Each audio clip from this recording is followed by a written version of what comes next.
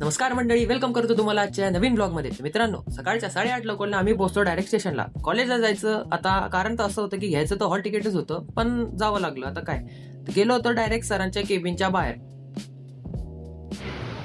आपण किती वाजता आलो होतो? 8:15 8:15 आलो होतो.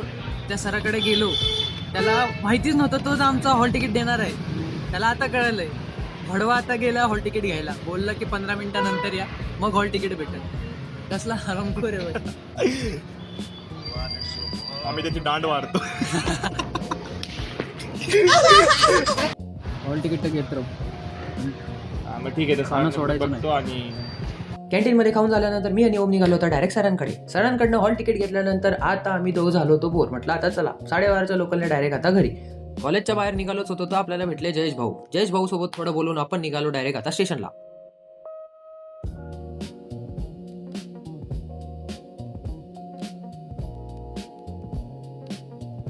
चला मित्रांनो, आजचा ब्लॉग मी इथे सेंड करतो. प्लीज लाईक करा, शेअर करा आणि फॉलो करणं विसरू नका.